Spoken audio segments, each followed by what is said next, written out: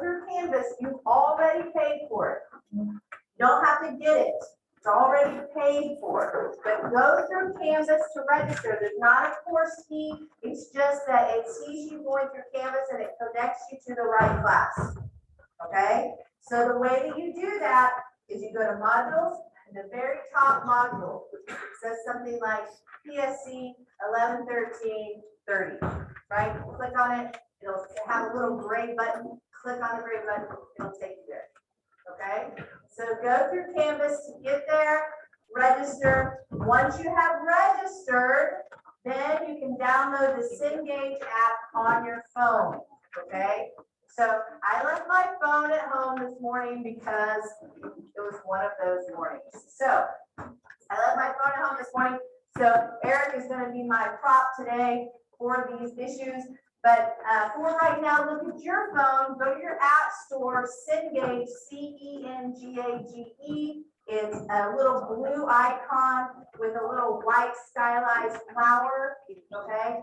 Download it. We're going to have polls and attendance taken through that for the forum. Remember, attendance in here is going to make a difference between you getting that C and a D when you have a 78.6%, right? That's useful. Okay, or a B and an A, you have that 88.5%, right? So come to class, is what I'm saying. All right, so download that Cengage app. We're going to take attendance here in a little bit, but be sure to register for Cengage through Canvas, right? So go into our Canvas class site, go to modules, go to that top module. It says start here, and then the link says PSC 1113-030. Click on it. You'll be there. Register for the book. That's your textbook, and also the quizzes you have to do. The quizzes have little orange dots if you're supposed to do them. It says 4th grade. Okay, that's how you know. Okay, the first set are due on Monday, and I don't think it says that to Cengage yet. I think it just is kind of open. But the first set, the first chapter is due on Monday. So you guys know that's in the syllabus, and I will fix it on Cengage so that it shows it as well. It's just, it's not quite there yet. So remember, you're going to go through Canvas, hit the modules, top link under start here, PSC 1113-030 takes you to the textbook, register for the textbook. Chapter 1 is what we're on for next week and this week. Your first set of quizzes, the ones modified with a little orange dot to the side for a grade, are what are due on Monday morning or Monday by noon. Okay? All right. You're going to then download the Cengage app from your app store on your phone. It's blue. It has a little white stylized flower icon. If you have some sort of phone issue that you cannot do that, talk to me, like send me an email about it, and we'll talk about it, okay? Your fellows and labs, this is Wednesday, so this is our second lecture day of the week, and you have labs on Friday. Are your labs in here on Friday? No, they're in various assorted, spread places throughout the campus on Friday at different times, okay? But your fellows are, for example, Peter Olson. Peter, stand up. Remember? Yeah, so what, do you remember what your numbers are? I want to say 31. Maybe 31 and 39, so he might be your guy, all right? Eric Tapia is here. He's going to be two of the TAs, right? Do you any idea what your numbers are? No, you did not have the other day. We have Edgardo. Where are you? Edgardo was not with us on Monday. Edgardo is going to take over Wooble's labs, okay? And so if Edgardo is now, and he is, just so you know, because he hasn't got an introduction, he is in his second semester as a public administration master student, okay? He's from Puerto Rico originally and has done a lot of interesting research, frankly. I look forward to hearing more about it. Ilea, where are you, Ilea? Oh, there's Ilea. Ilea, do you remember what your sections are? 31 and 32. And then Dennis is way in the back, do you remember yours, Dennis? 33 and 40, okay. And then Global will be here, he will be helping out with administration, and we'll occasionally show them in labs and things like that as well, okay? So fellows and labs, these are the people who are going to lead your labs on Fridays. Look at one.ou.edu to find it. You'll say something like PSC 1113-34 or -35 or -40, right? That's what it's gonna look like.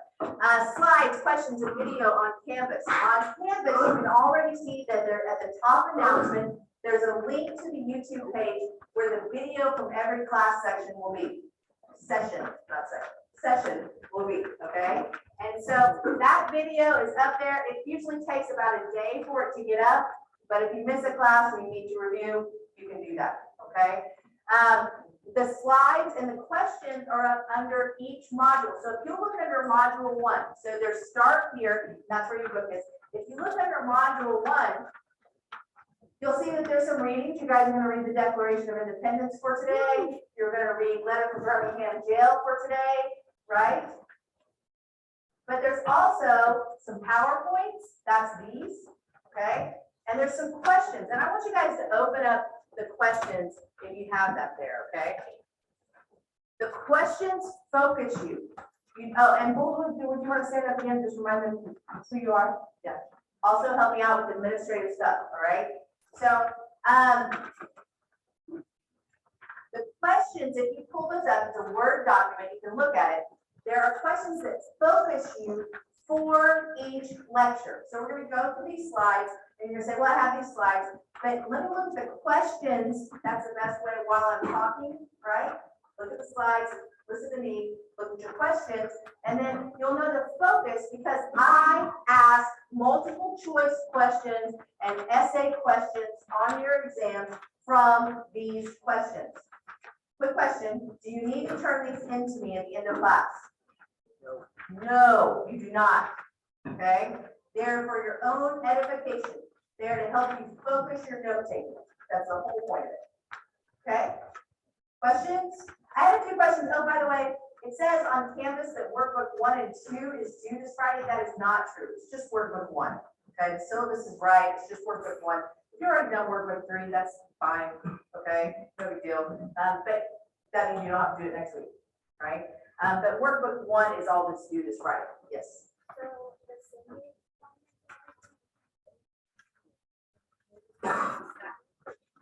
Yes. So on Cengage, you're just going to do it up there, and it's going to put your grades into the Canvas gradebook. Okay. All right. So it will directly put your grades in the Canvas gradebook, whereas the workbook you either need to hand into your lab fellow on Friday, or you need to upload it to Canvas in the site where you can upload it. Just depends on what your fellow wants. Okay. All right, let's get started. So, first question, why democracy anyway? Why do we even care about democracy? Why is democracy something that we are saying is a good thing? Because we are fundamentally in this class, your labs on Friday are called democracy labs, saying this is a good thing. Okay, so why? Well, there's this philosophical journey we can look at, and it starts with Aristotle. Aristotle says there is natural law, all right? Basically, Aristotle, who later is forced to take poison and kill himself for saying this, all right? Said there is natural law. People can discern what is right using logic. In other words, we can use our brains, particularly collectively, but for Aristotle, that would have been only among the most elite, right? Who are capable of logic for Aristotle, all right? People can discern what is right using logic. We do not need to wait for a swan to alight on the temple to know that this is the right thing to do, right? And because at this time, that's basically a sign from God, a lightning strike, or the gods, right? It's Greek, right? The gods. So a lightning strike, a swan landing on a temple perfectly, right? What a seer would see, signs from God. And Aristotle saying, I think we can figure out how to do that. I think that we can figure out what's right. I think we can govern ourselves. During the Enlightenment, Martin Luther, and there's two things that happen at the same time. One is in religion and one is in government, okay? So Martin Luther puts up a declaration on the door of the church that basically says this: you don't need a priest to talk to God, right? You can talk to God yourself. You don't need a priest to talk to God. And people went, we don't need a priest to talk to God. And I guess God can't tell us who's in charge of us. And you have, for example, Napoleon taking the crown from the Pope and placing it himself on his head. Right? During the Enlightenment, this general idea that people can determine their own governance. People can determine for themselves how to govern themselves. Hobbes and Locke. Hobbes, writing for a king, should be taken somewhat with a grain of salt. Nonetheless, Hobbes and Locke are writing about social contract. Hobbes says, before government, life was, anybody know? Peter knows. Tell me, Peter. Something like nasty, brutish, and short. Nasty, brutish, and short. Before we were smart enough to get together for protection and govern ourselves. Life was nasty, brutish, and short. But look, we live longer and life's a little better since government. And so for that, we formed a social contract. Okay? And Hobbes says we formed a social contract with kings and lords, again, writing for the English king. And so they have obligations to us to protect us, and we have obligations to be good subjects. Okay? Locke says, no, right? I think there are more obligations than that. He says, if there is natural law, then there are natural rights. Just protecting my life is not enough. There are other things that are critical to being human.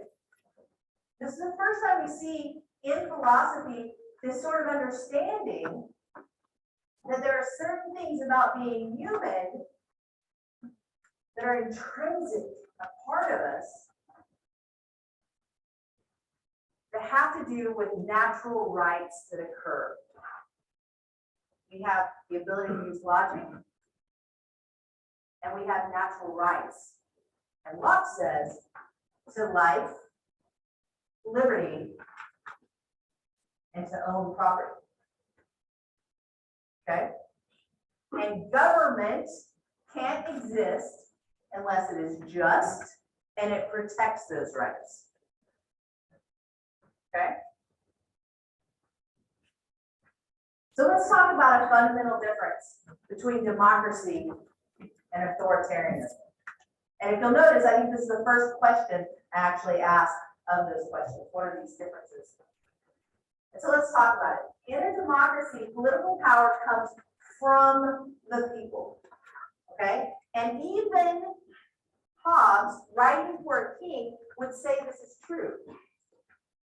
The reason there are kings and lords is because we gave them the power. Now they have an obligation. Okay? Power comes from the people. Authoritarianism, political power is concentrated among a small elite or a single ruler. Okay? So Napoleon, taking from the Pope the crown and crowning himself, says, I'm the power. Right? That's not democracy. I'm the power. I crown myself. Yeah.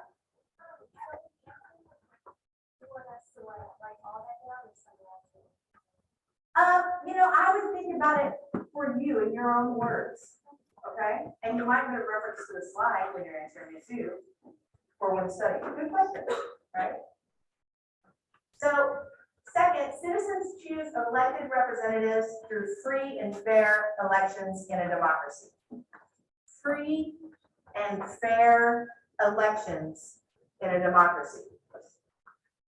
If, for example, a political group were to take election machine data and give it to hackers,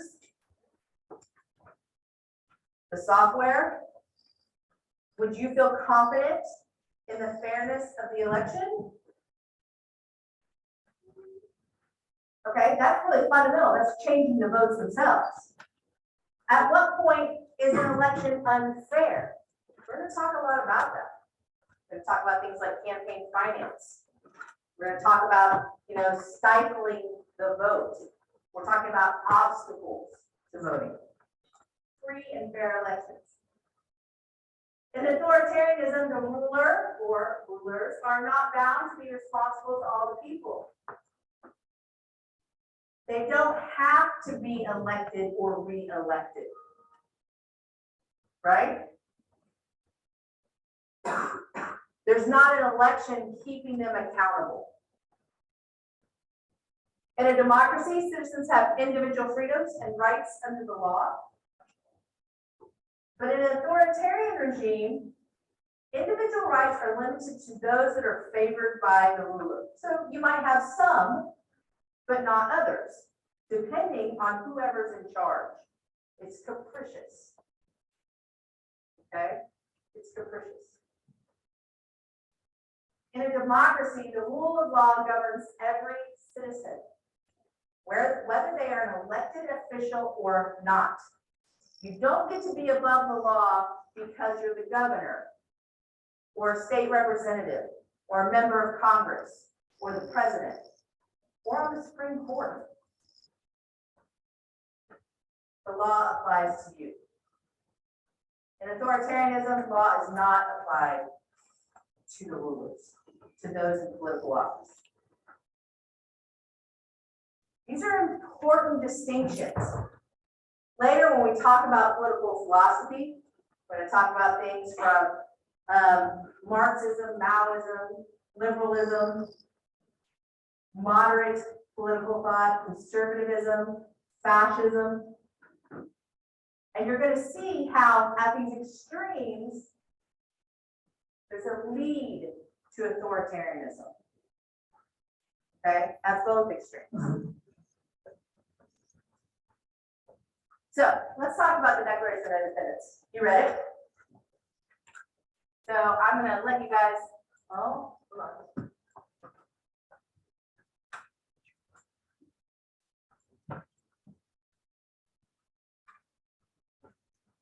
There's my email, in case you forgot. Here's my password.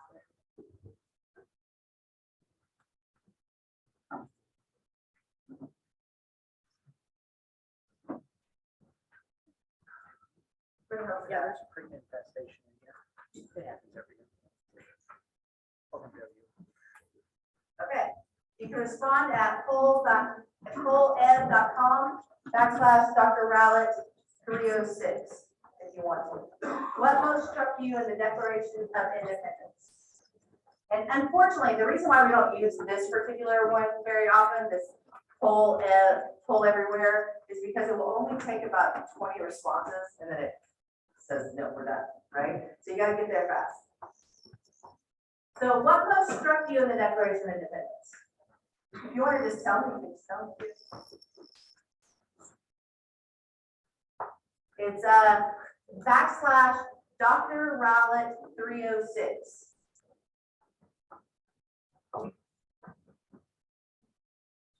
/Dr. Rowlett. No idea. So no idea what's struck you. Okay.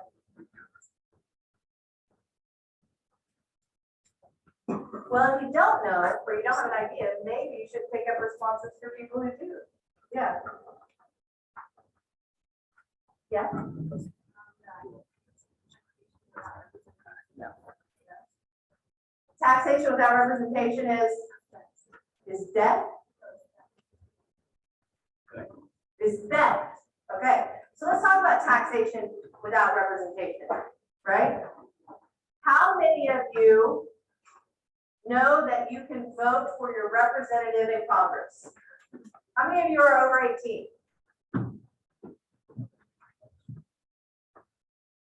You can then register to vote and vote for your representative in Congress, right? And because taxation laws start in the House of Representatives that are elected every 2 years, that's one of the ways that we've dealt with that in the Constitution, right? We, every 2 years, elect the people, taxation without representation, our representatives, the representative closest to you, to determine the tax code. Okay? It says, we, the people of equal rights, but at that time excluded minorities and women. Yeah, I mean, we didn't have laws that did that exactly. They Not call quite yet. They call the king a tyrant. We got there. Hold on just a second. Oh, well.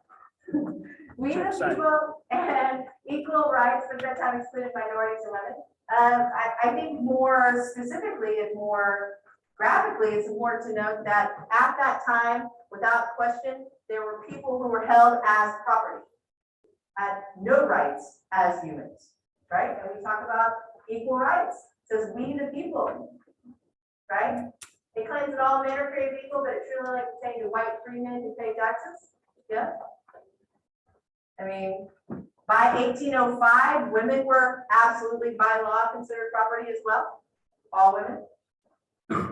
Tyranny is bad. Okay, there's a lot of responses. Okay, let's see what else I have here.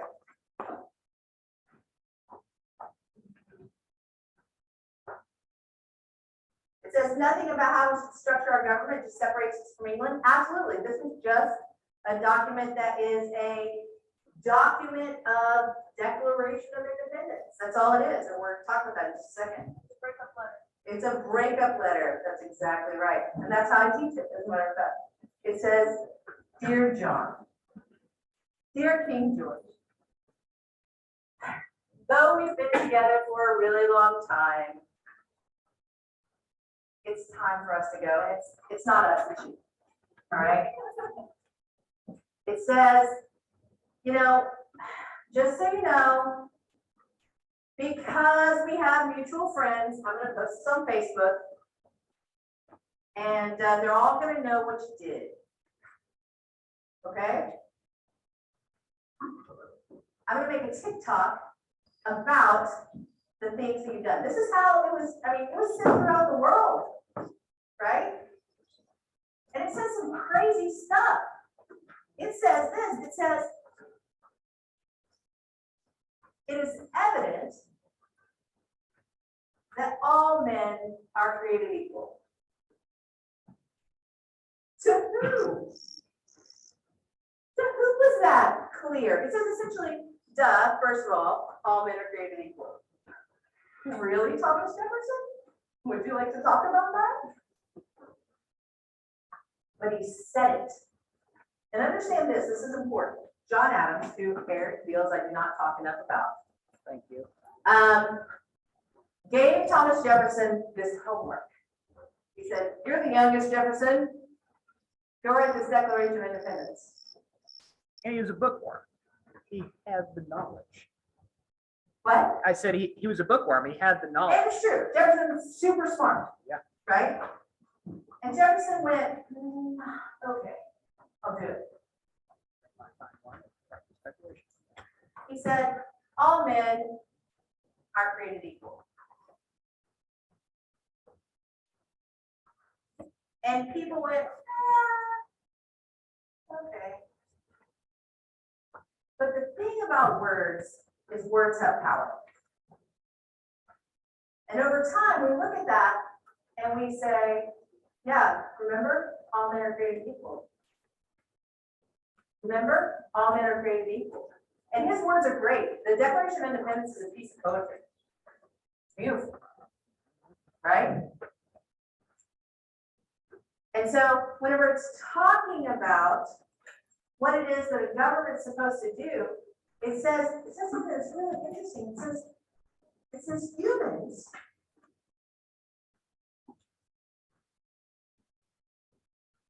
are only human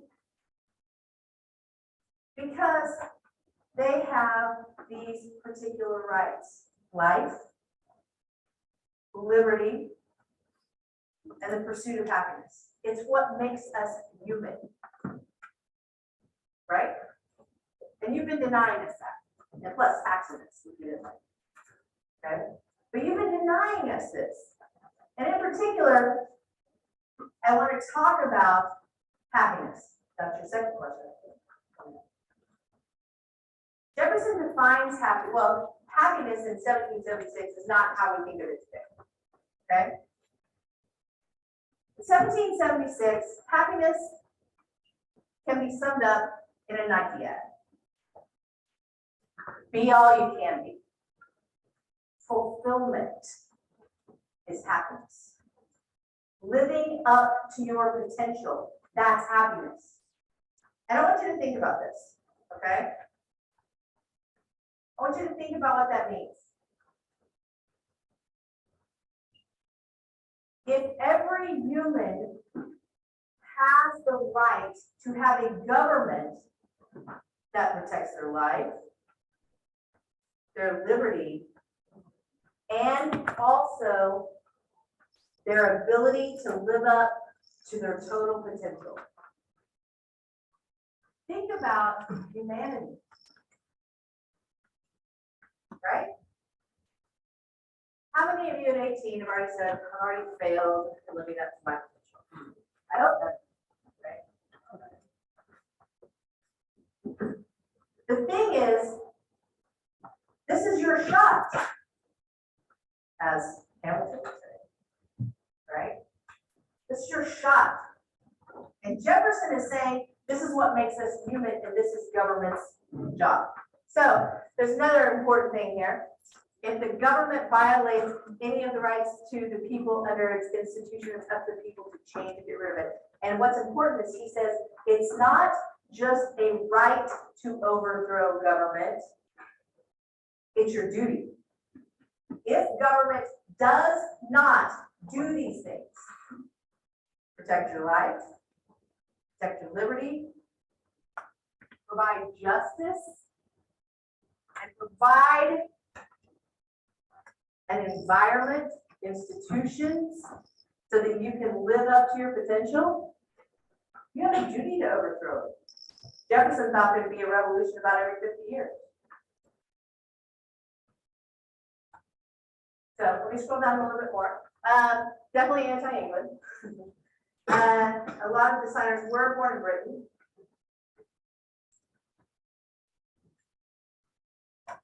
In every stage of these oppressions, we have petitioned. So we have tried to use the process, right? We've tried to use the law.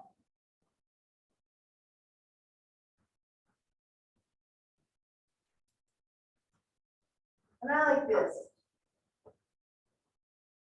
Understand that when they signed their names, and these were all wealthy, landowning, educated people, Mostly Virginia. mostly Virginians, they're signing a treasonous document. They committed treason by doing it. We pledge our honor and our fortune. They said, we're pledging it all. Okay? There is an issue with the merciless Indian savages. There's no rule of warfare. Okay? They're concerned about Great Britain siding and not allowing the colonists to go on. It did set up an era of revolution because it was unprecedented. It inspired the French Revolution as well. And I'll say, I was reading my John Adams book this summer. There was a lot of issues in Parliament at that time because of this. They didn't know what to do. I didn't know it created so much confusion there. It did. It upset the balance in Parliament because many in Parliament were actually in favor of greater rights for the American colonies anyway, I didn't know right? They had a problem with the way that they were being treated. And so this is an important thing. But then there's this, and I want you guys to remember this when we get to foreign policy. We must therefore acquiesce in the necessity which denounces our separation and hold them, Great Britain, as we hold the rest of mankind, enemies in war, in peace, friends. It's important because Great Britain are BFFs forever, right? Like, we have each other's back a lot, even when we probably ought not to. Okay? Like, we bury bodies for each other. Yeah. Remember that when we get to. So let's talk a little bit about how we got there. Locke, right, writes about instead of the governed, social contract theory, which I talked about with Hobbes and Locke. And John Locke's life, liberty, and property becomes life, liberty, and pursuit of happiness.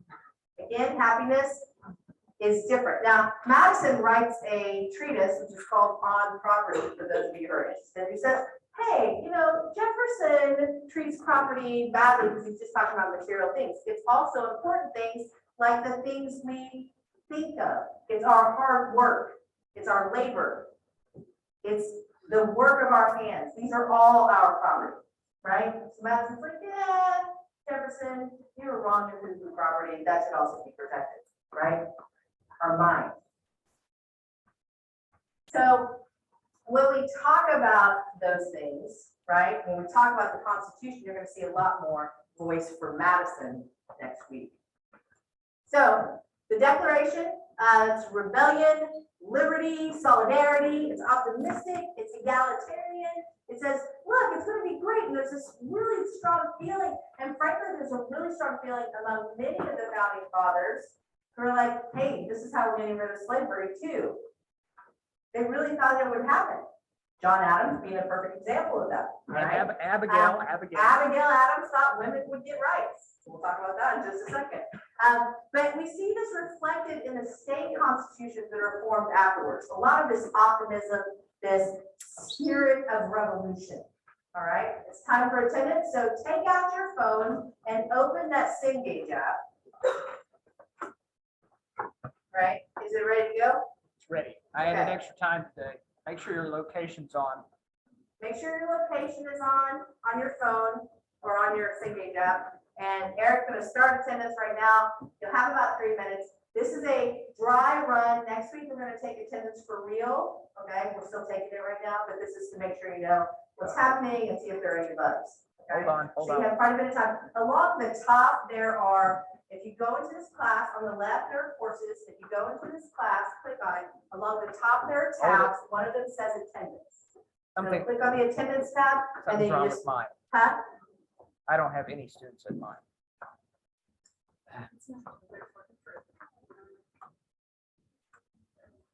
Go to your courses and see if you're in the wrong.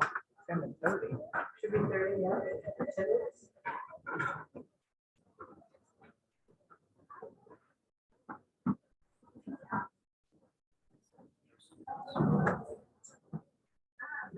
All right, well, so we're not going to take attendance today. We may take a poll if we can figure out what's going on with Eric's phone. We may take attendance again in a little bit. We'll see. But you guys are ready for it. And whenever I have my phone, because I didn't leave it as I was rushing out the door this morning, then I'll have that. Okay. Yes. You're at the right spot, and there'll be like a big, whatever happens, there'll be a circle right there, and you just hit it. Okay. Okay. So many of you pointed out the Declaration of Independence, but then, right, we see it talk about rule of law, right, justice, that was important to Jefferson, individual freedoms, right, he talks about liberty, he talks about certain specific things, which is important, but there's limited suffrage. Not all people can vote, not all white men can vote, they have to be property owners, and then taxpayers. And then they can all vote. And then all men can vote. And then all men and women can vote, except for Native Americans, who later can vote. It takes some time. So there's limited suffrage. There's slavery. There's discrimination. Holding of people as property. Lack of equality. right? Now, rule of law. Individual freedoms, more expanded certainly than what we see at that time, applies more evenly. Rule of law applies more evenly. Expanded suffrage, more people can vote. Okay, now it's live. Okay, Eric's got it and it's live. You can try that. Okay. But there's still discrimination. There's still problems with equality, right? And when we talk about the Constitution on Monday, I'm going to remind you of this.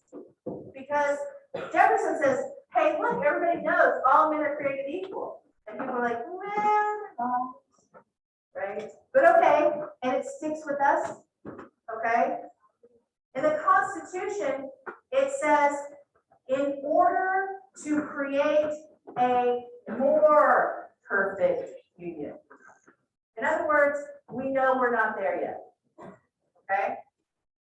So big changes between democracy then and now and what we expect in democracy. What was considered democracy and what was so revolutionary in 1787, 1776, we would not consider democracy today. Okay? That doesn't mean it wasn't democracy then. It was. It's just that democracy has evolved. So in the Civil War, we have a new founding. Lincoln uses the Declaration, not the Constitution, because the Constitution very specifically legalizes slavery and very specifically makes some people humans and other people not.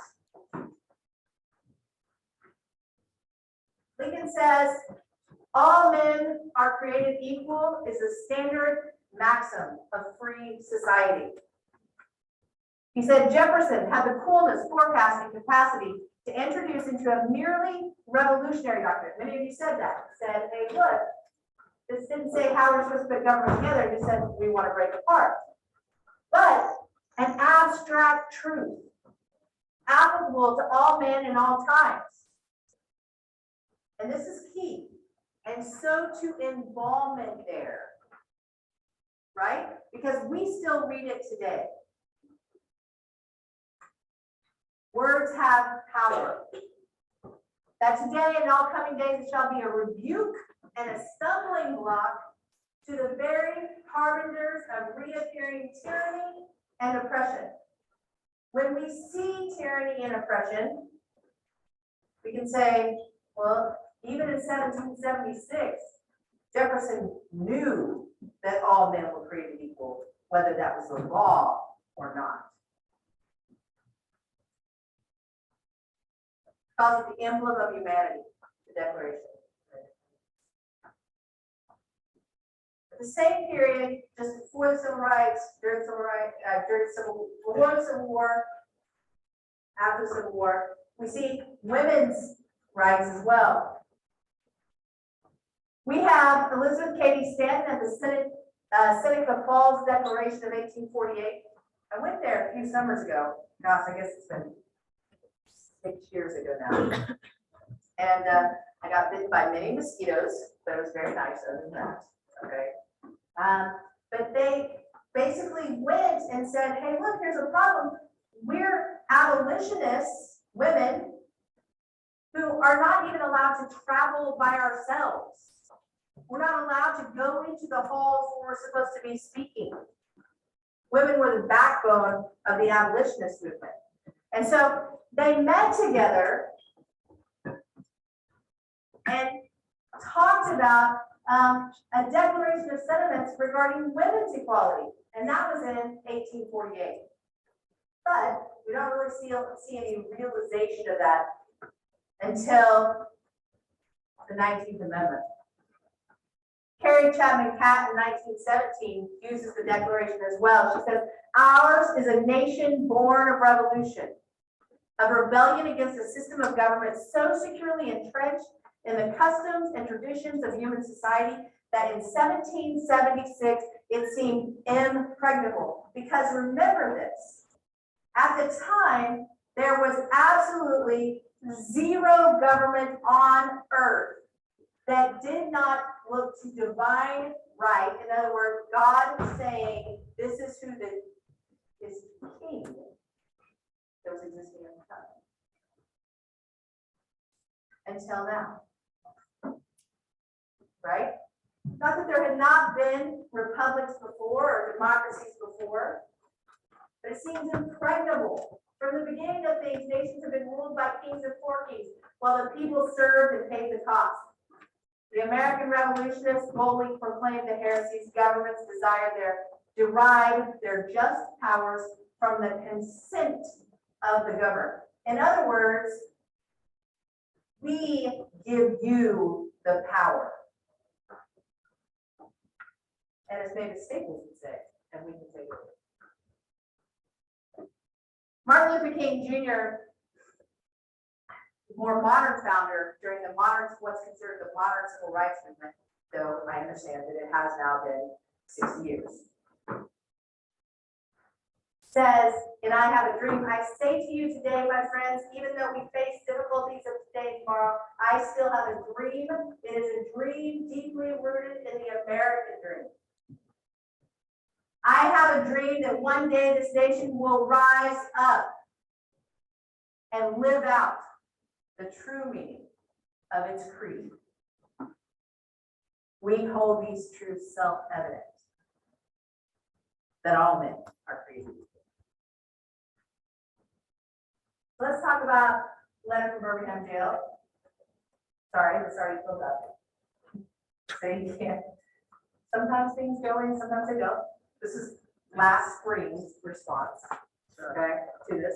But I want to hear from you. What struck you from letter from Birmingham jail? I'll take voices.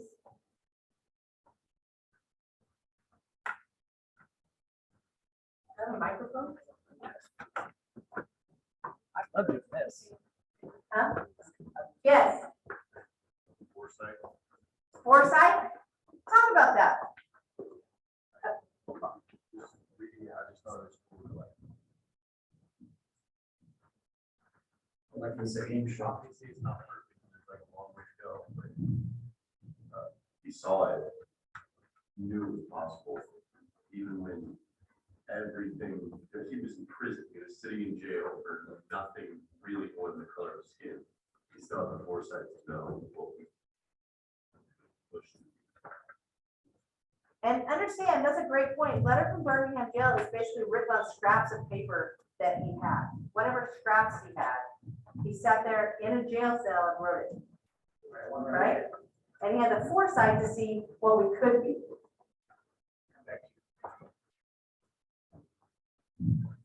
In my opinion, it's kind of like the Declaration of Independence.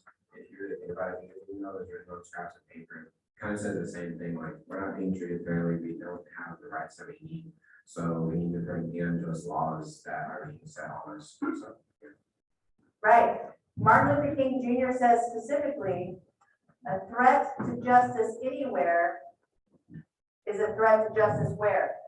Everywhere. Everywhere. It's hard microphone, but it's kind of like, well, he's at his lowest point. He's in a jail cell because he's trying to use freedom of speech, and that was taken away from him. So his most vulnerable point, but he still is like, no, my message must be heard. This is important for everybody, because like you said, injustice anywhere is like, yeah, the justice everywhere. But so he's his most vulnerable point where a bunch of people hate him. Again, he's in a jail cell. So that in itself shows like how much this needs to happen, not only to everybody, because somebody has to say it. Okay. All right. I want you guys to think more about this, and I do want more of you to talk, but I'm going to have to cut you off right now because I just looked at the time. So I want to talk about Abigail Adams for a second. She was concerned at the time of the founding, and she sent a letter to her husband, John, and she said this, she said, can any government be free which is not administered by general stated laws? Right? Don't we need some laws? Who shall frame the laws and give them force and energy? James Madison next week is going to talk about things like checks and balances, shared power, federalism, and framework for the rule of law, understanding self-interest, etc. A republic, the last question. A republic means the law of rules. All persons, minority and majority, must follow the rule of law, and policies of majority are lawful. Here's a poll that